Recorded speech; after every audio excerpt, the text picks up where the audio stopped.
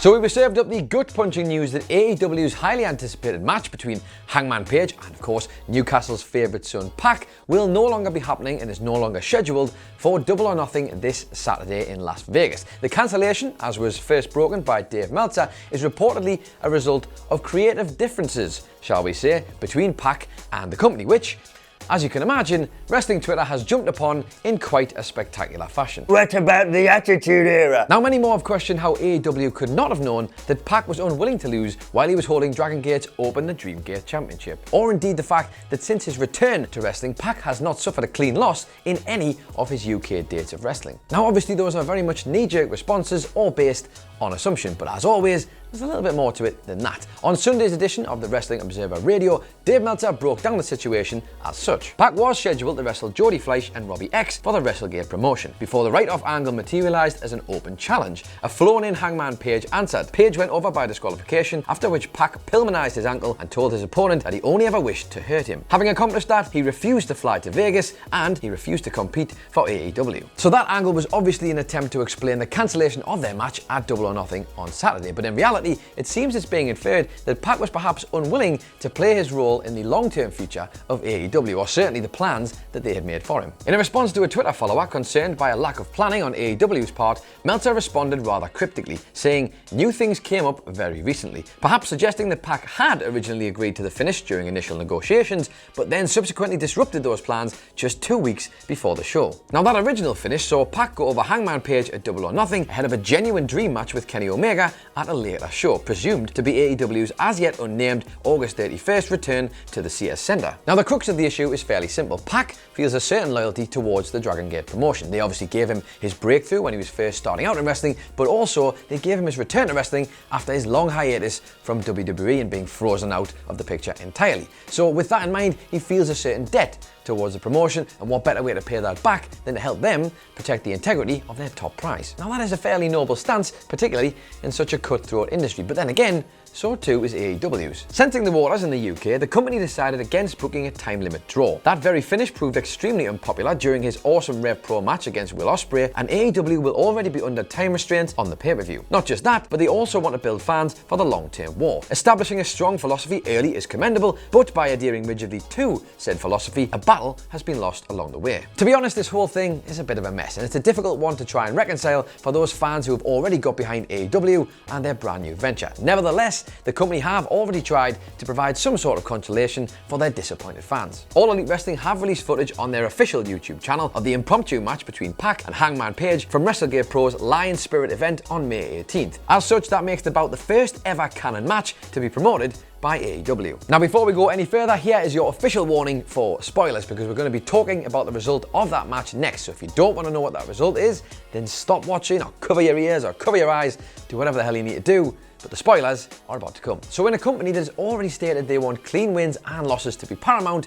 in their very first ever match, the first match in their history, it's been decided by a DQ finish after PAC got disqualified for attacking the referee before Hangman Page could finish the job. Now, AEW didn't just lose out on a marquee, big money, potentially show-stealing match here. The upstarts lost out on a chance to present an ex-WWE star in an incredibly flattering light. Not only that, but they lost out on an opportunity to present themselves as the perfect alternative to WWE, not just for the fans, but for the talent too. Now, yes, this is probably not the start that they would have wanted, but at the end of the day, these things happen when it comes to a new company. There's always going to be growing pains, and things like this are always going to happen. But I don't think we have to overthink this as something that's purely definitive. You've got to give them a chance here to prove that they can be the company that they say they are. Dave Meltzer has already hinted that they could be set to add a more than adequate replacement to the Double or Nothing card, saying it is incumbent on them to do something better and that they have a new story. Undoubtedly, everything will be clarified over the next few days. The replacement match in and of itself, as well as AEW's ability to maneuver the difficult terrain that is the world of pro wrestling politics. AEW contracted legend Chris Jericho is set to headline New Japan Pro Wrestling's Dominion pay-per-view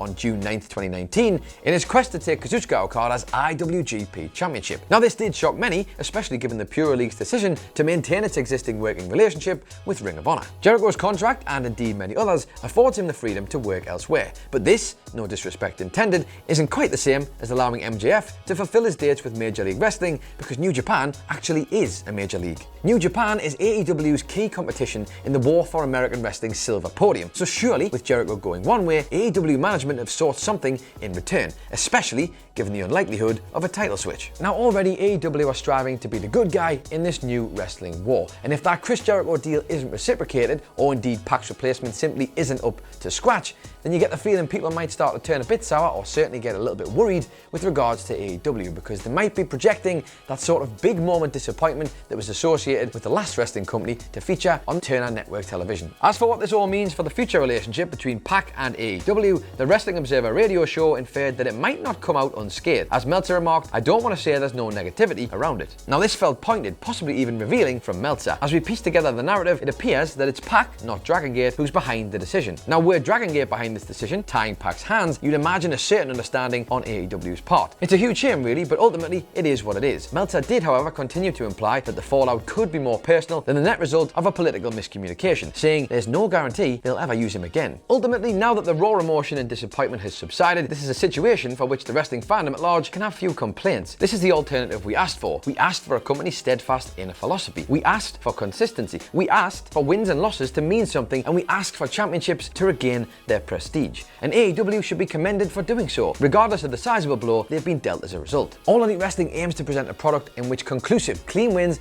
and losses help to form a coherent framework in which the fans can actually invest in, where you will feel like you get the payoff or you see the results from the things that you're actually watching. You just want those things to matter. I mean, search any of the criticism about WWE over the last however many years, and this is the key to everything. Take WWE's programming over the last 2 years alone, for example. All of this has helped to alienate a fan base who feel like everything they're watching just doesn't make any sense. It doesn't mean anything anymore. Big wins don't mean anything, big losses don't mean anything, nobody progresses up or down on the card. Before Sunday's awesome Universal title match between Seth Rollins and AJ Styles, this very booking philosophy had rendered the phenomenal one almost normal in the minds of the WWE Universe, with his feuds against the likes of Kevin Owens and Shinsuke Nakamura being the most infamous examples. The very simple, very true story here is that for almost anyone who has criticised WWE's creative philosophy over the last however many years, this was what you asked for. Yes, you wanted the old days of wrestling back, didn't you? We all wanted the old days of wrestling back. Well, guess what? They're here. Both AEW and PAC have a position to defend and the power to defend it. And while most people have viewed AEW specifically through an optimistic lens, I mean, we should probably know better, shouldn't we? Let's be honest, if mainstream wrestling has taught us anything over the last however many years, it's the optimism. Well, it's not very wrestling, that is it? Now yes, the timing couldn't be worse, but PAC has, nevertheless, exercised his right as a true independent contractor. This is what so many wish for him throughout those long months in exile from WWE. To have his independence and to have the right to work where he sees fit. It's the exact same freedom that the majority of the wrestling world wishes for the likes of Sasha Banks, The Revival, and Luke Harper.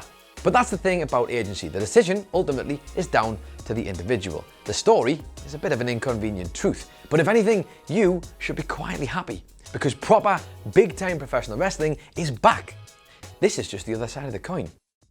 Hello, What Culture? My name is Simon Miller, and today I have an announcement so big, so huge, it's gonna shatter the very foundations of your life, to the point you may need to phone up a friend and say, I don't even know who I am anymore. I have just heard the news. Have you heard the news? They'll probably say, no, I haven't heard the news, but you're already on the phone to them. You've already connected with them, so I would appreciate it if you either tell them the news or send them to this video.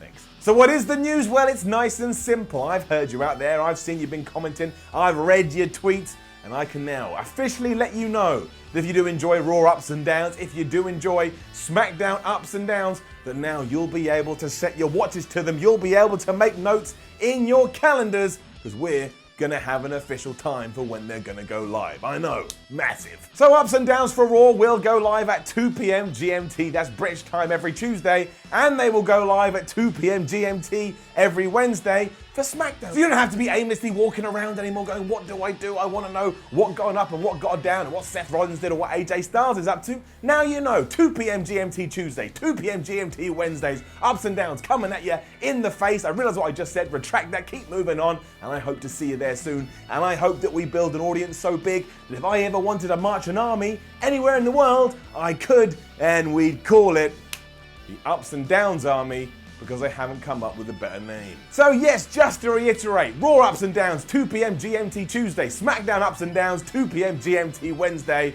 I cannot wait to bring this brand new era in. And unlike other brand new eras, I've already let you know exactly what you can expect to see. Come on, 2019, Kenny Omega, don't know where he's going, but you do know and you can always rely on ups and downs. So there you go, that's it. That's our video on AEW and PAC and the absolute mess that seems to be surrounding them at the moment. Let us know your thoughts in the comments down below. Don't forget to like and share. Hit the old subscribe button if you haven't already. You can find the original article for this by Michael Sidgwick at whatculture.com/WWE. You can follow What Culture on Twitter at WhatCultureWWE. You can follow me on Twitter at It's Adam Nicholas. Or if you just want some more videos, there should be some over here somewhere. I'm Adam Nicholas, and I will see you next time.